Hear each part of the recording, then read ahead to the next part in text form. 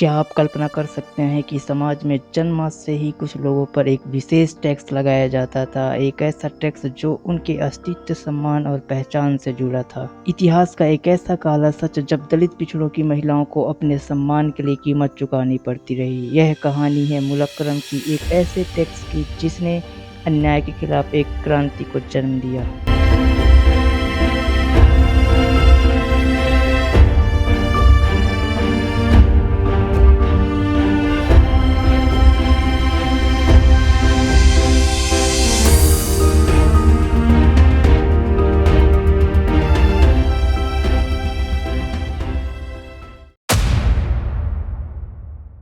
दोस्तों जय भीम जोहार। आज हम इतिहास की एक ऐसी कहानी की यात्रा पर चलते हैं जो इतिहास के पन्नों में दबी हुई है। एक ऐसी सच्ची कहानी जो पढ़ने सुनने में जितना दर्द का एहसास कराता है उतना भयावह भी है।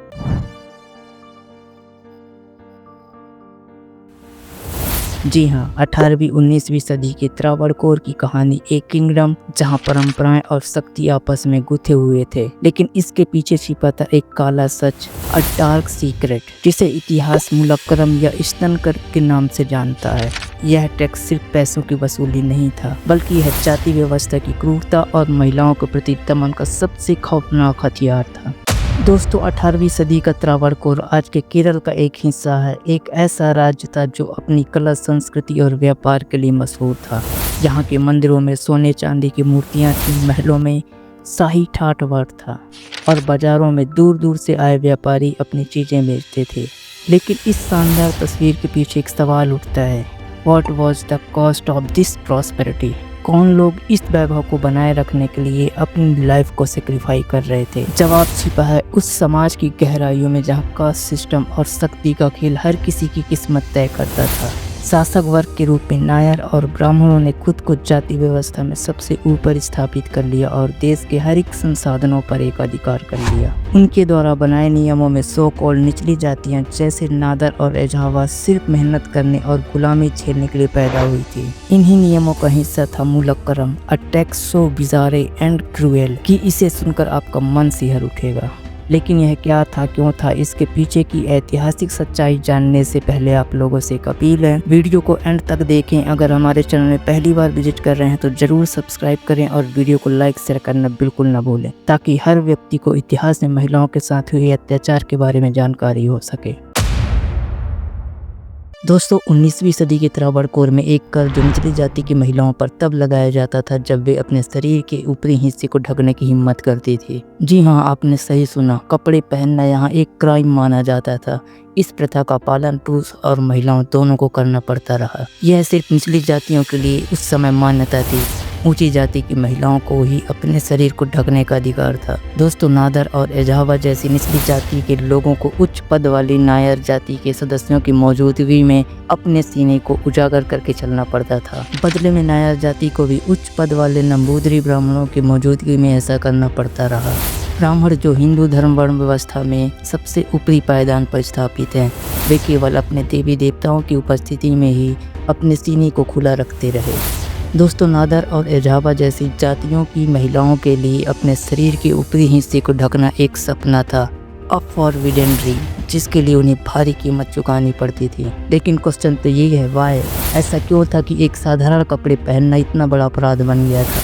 जवाब छिपा है उस समय की सोच में। तथाकथित ऊंची जातियों को मानना था कि निचली जातियों का शरीर ढकना उनके स्टेटस को चुनौती देता है। यह एक तरीका था उन्हें नीचा दिखाने और मुलक्करम इसी सोच का सबसे क्रूर रूप था। अगर कोई नादर और एजावा महिला अपने ऊपरी हिस्से को ढकने की कोशिश करते तो उन्हें न सिर्फ टैक्स देना पड़ता, बल्कि कई बार उसकी सजा और भी भयानक होती थी।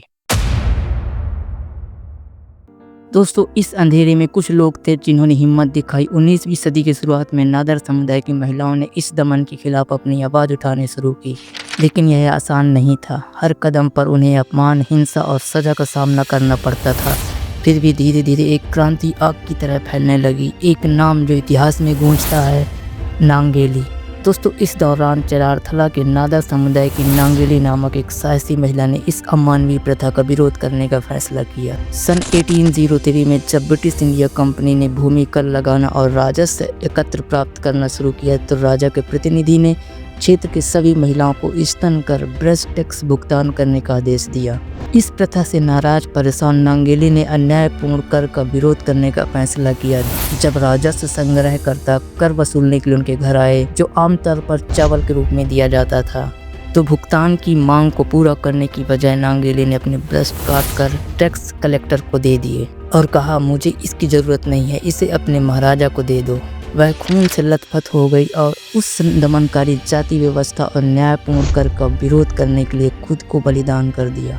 दोस्तों, कहानी यह है कि नांगेली के पति कदप्पन ने अपनी पत्नी के फैसले का समर्थन किया और उनकी चिता में कूदकर खुद को बलिदान कर दिया। उनके घर को आज भी मुलाची परम्बू के नाम से जाना जाता है। मलयालम में मुलाची परम्बू 2 शब्दों से मिलकर बना है, जहां मूला का अर्थ स्तन और परम्बू का अर्थ भूमि या बस्ती होता है। दोस्तों, स्तन कर के खिलाफ विरोध करने वाली नांगेली के साथ जुड़ाव के कारण मुलाची परम्बू नाम भारत में दलित महिलाओं के उत्पीड़न और भेदभाव के खिलाफ संघर्ष का रिप्रेजेंटेशन करने लगा। उनके बलिदान से विरोध की लहर भड़क उठी, जिसने बाद में प्रसिद्ध चन्नार आंदोलन को प्रेरित किया, जिसे समरस के नाम से भी जाना जाता है। दोस्तों, वर्तमान केरल राज्य में 19वीं सदी की शुरुआत में चन्नार आंदोलन हुआ, जिसे अन्य नामों से भी जाना जाता है। इसे मरुमरक्कल समरम एक तमिल शब्द है जिसका अर्थ स्तनों को ढकना, समरम का अर्थ संघर्ष से लड़ाई। यह विद्रोह नादर समुदाय की महिलाओं के शरीर के ऊपरी हिस्से में कपड़े पहनने की प्राथमिक मांग को उजागर करता है। उच्च जातियों की महिलाएं जब तक कि वे उच्च श्रेणी के समुदायों के लोगों की उपस्थिति में न हो, वह अपने ऊपरी हिस्से को ढक सकती रही। हालांकि नादर समुदाय की महिलाओं को अपने ऊपरी हिस्से को ढकने की अनुमति नहीं थी, क्योंकि इससे समाज में उनकी निम्न स्थिति का संकेत माना जाता था। कई नादर समुदाय अपनी सामाजिक स्थिति से असहज महसूस करते हुए ईसाई धर्म अपना लिया और लंबे कपड़े पहनना शुरू कर दिया, जिससे पुरुषों और महिलाओं दोनों को समान अधिकार मिले। जैसे जैसे अधिक नादर ईसाई धर्म में परिवर्तित हुए, कई नादर महिलाओं ने पारंपरिक रूप से ब्राह्मण महिलाओं द्वारा पहने जाने वाले वस्त्र पहनना शुरू कर दिया, जो पारंपरिक रूप से निचली जातियों और महिलाओं का दमन करता था। नादर महिलाओं द्वारा अपने स्तनों को ढकने के अधिकार के लिए किए गए आग्रह को त्रावणकोर सरकार के उच्चतम स्तरों से विरोध का सामना करना पड़ा। सन 1813 में ब्रिटिश दीवान से ऊपरी वस्त्र पहनने की अनुमति प्राप्त करने में उनकी प्रारंभिक सफलता के बावजूद बाद में राजा की परिषद के सदस्यों के प्रतिरोध के कारण आदेश वापस ले लिया गया, जिनका मानना था कि इससे सोसाइटी में कास्ट डिफरेंसेस बढ़ेगा। सामंती प्रभुओं के उत्पीड़न और विरोध के बावजूद महिलाओं ने अपना विरोध जारी रखा, जिसके कारण 1820 के दशक में नादर महिलाओं के खिलाफ हिंसा बढ़ गई, जिसके विरोध में स्कूलों और चर्चों को जला दिया गया। 1829 में त्रावणकोर की रानी ने एक घोषणा जारी की कि जिसमें नादर महिलाओं को ऊपरी वस्त्र पहनने के अधिकार से वंचित कर दिया गया। अपने स्तनों को ढकने के अधिकार के लिए नादर महिलाओं का संघर्ष तब तक जारी रहा जब तक कि 1859 में यह अंततः इसके पक्ष में हल नहीं हो गया। 1858 में त्रावणकोर में कई स्थानों पर भड़की हिंसक अशांति के परिणाम स्वरूप 26 जुलाई 1859 को त्रावणकोर के राजा द्वारा एक घोषणा जारी की गई।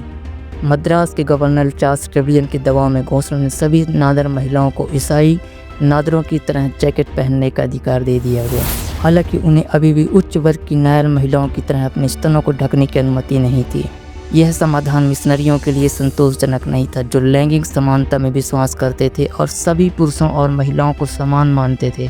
प्रतिबंधों के बावजूद नादर महिलाओं ने अपने अधिकारों का दावा करना जारी रखा और अपनी खुद की ऊपरी पोशाक शैली विकसित की, जो उच्च वर्ग की हिंदू महिलाओं की शैली से मिलती जुलती थी, जिसे कुछ हिंदुओं ने मिशनरियों द्वारा उकसावे के रूप में देखा। हालांकि यह घोषणा नादर महिलाओं के लिए एक महत्वपूर्ण जीत थी, लेकिन 1915-1916 तक संहिता अभी भी भेदभावपूर्ण था और इस चुनौती का समर्थन समाज सुधारक और दलित नेता अंग्याकाली ने किया था, जिन्होंने केरल में दलितों और महिलाओं के अधिकारों की लड़ाई में महत्वपूर्ण भूमिका निभाई थी। नादर महिलाओं का अपने स्तनों को ढकने के लिए अधिकार के लिए संघर्ष केरल के इतिहास में एक महत्वपूर्ण मील का पत्थर साबित हुआ, जो लैंगिक समानता और सामाजिक न्याय की लड़ाई में एक महत्वपूर्ण क्षण था।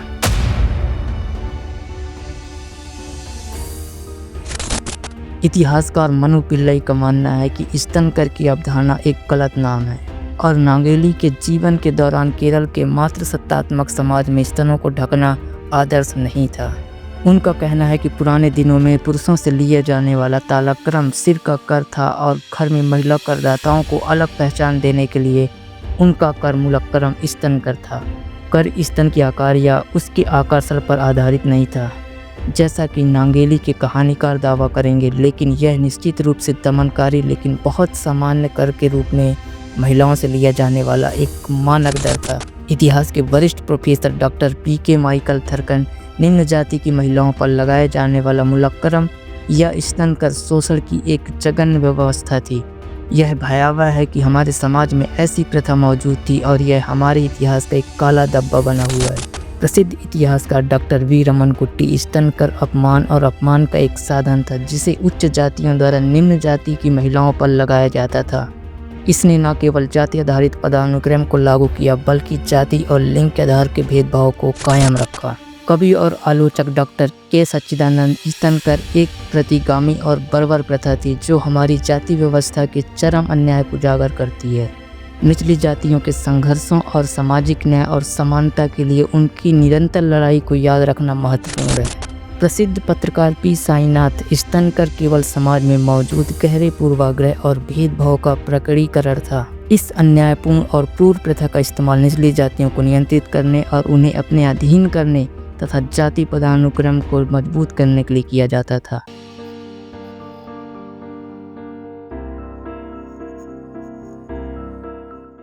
दोस्तों, नांगेली की चीख आज भी गूंजती है। यह हमें याद दिलाती है कि आज़ादी और सम्मान की लड़ाई कभी खत्म नहीं होती।